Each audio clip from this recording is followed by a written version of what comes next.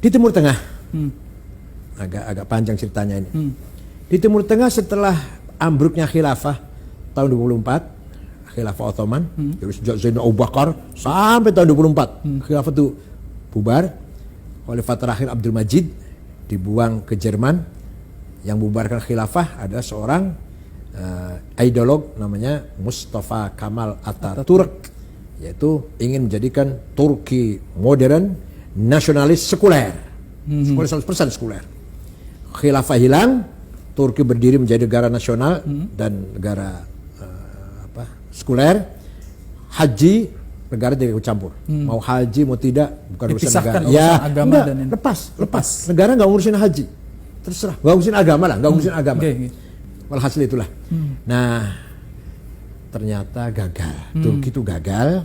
Hilangnya khilafah, umat Islam dalam keadaan di bawah penjajah.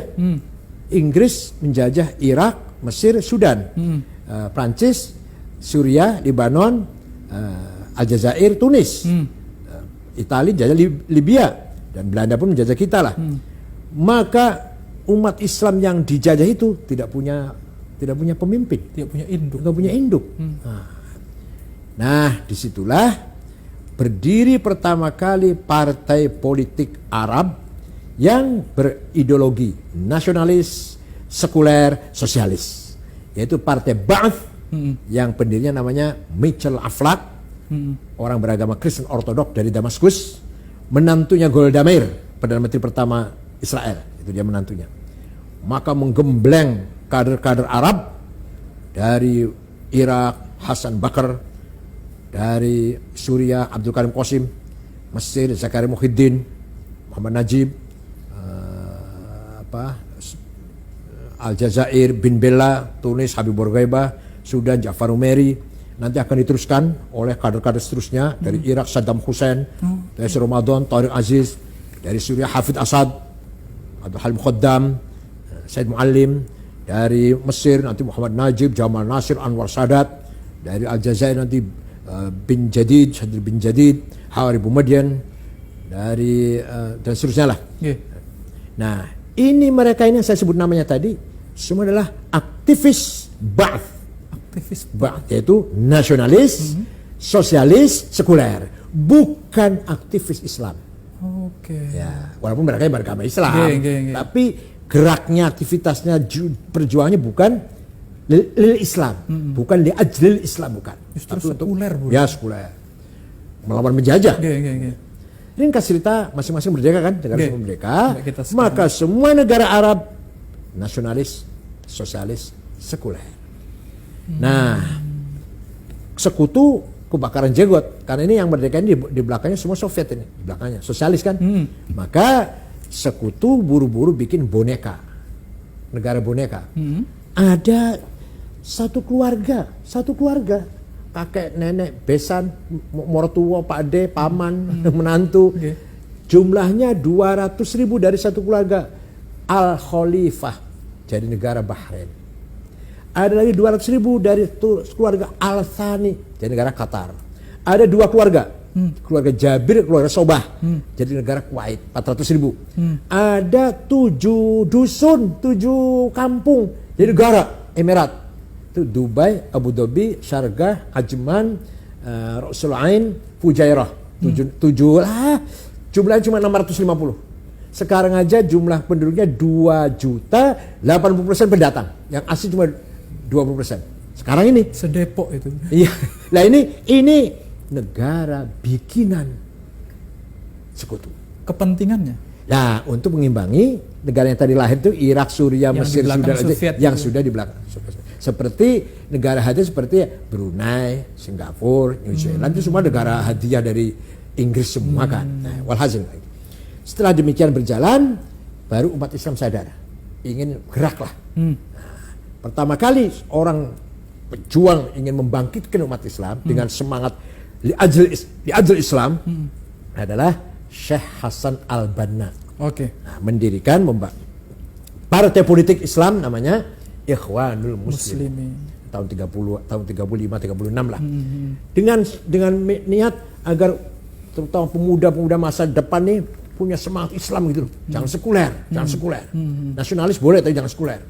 Dan beliau moderat. Pegangannya Ibnu Katsir, seperti NU lah, seperti kita kiai NU pegangan rujukan kitabnya. Kitabnya. Tahun 42 ada pemuda aktivis Ikhwan membunuh Perdana Menteri Mesir. Di Mesir. Namanya An-Najrasi. Waktu itu masih Raja Faruk, masih di bawah Inggris. Waktu itu Hasan Banna nangis. Kamu itu bukan bunuh Najrasi, bunuh saya. Kamu itu bunuh gerakan, bunuh saya. Betul. 1,5 tahun kemudian Hasan Banna dibunuh. Nah, ini penggantinya. Ya, makanya hati-hati kalau ada ormas itu penggantinya harus partai politik atau ormas harus betul cari penggantinya yang benar. Penggantinya Said Qutb. Said Qutb bukan Al-Azhar, bukan ulama lah, bukan, tapi jurnalis dari Cairo University. Dengan adiknya juga namanya Muhammad Qutb. Nah, beliau pegang mursyid am atau ketua umum lah kalau kita ketua umum Ikhwan Muslimun. Beliau menulis buku namanya Ma'alim Fit Thoriq, tanda-tanda jalan yang benar. Kalau mau terjemahan literarnya begitu. Yang penting isinya beliau memang orang cerdas sih. Isinya beliau begini.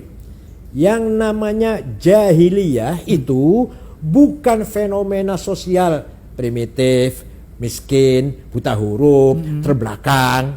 Kan semua ulama mengatakan jahiliyah seperti itu. Semua ulama, semua tafsir mengatakan jahiliyah itu ya primitif itu. Kalau Said Qutb tidak. Jahiliyah itu sistem politik, sistem negara yang bukan Islam namanya jahiliyah. Jadi pokoknya bukan Islam itu jahiliyah. Isinya apa isinya? Komunis, kapitalis, sosialis, nasionalis. Ini nasionalis itu jahiliyah ini. Nah, embrionya dari situ nih. Jadi disitulah kemudian lahir Ikhwan yang radikal. Tahun 65 ketika Presiden Jamal Nasir, Ikhwan akan mengkudeta, melawan kudeta Jamal Nasir. Gagal, bahkan 6 ulama digantung oleh Jamal Nasir, Said Qutb termasuk, Asmawi, Zaki Muhandis, Hasan Hudaybi digantung di Medan Tahrir, di Tahrir Square, ditonton oleh rakyat. Ulama digantung itu oleh Jamal Nasir. Nah, Ikhwan jadi partai yang dilarang. Tapi setelah dilarang bubarnya Ikhwan, tidak bubar ide. Lahir yang lebih radikal dari Ikhwan. Namanya Jama'atut Takfir wal Hijrah. Pendirinya namanya Syukri Ahmad Mustafa tahun 69. Tadi kejadian tahun 65. 69 lahir yang lebih radikal. Semua orang kafir kecuali mereka yang enggak kafir. Syekhul Azhar kafir. Syekhul Azhar itu kafir. Ulama tarekat, hufadzul Quran semua kafir semua. Kalau tidak sejalan dengan mereka.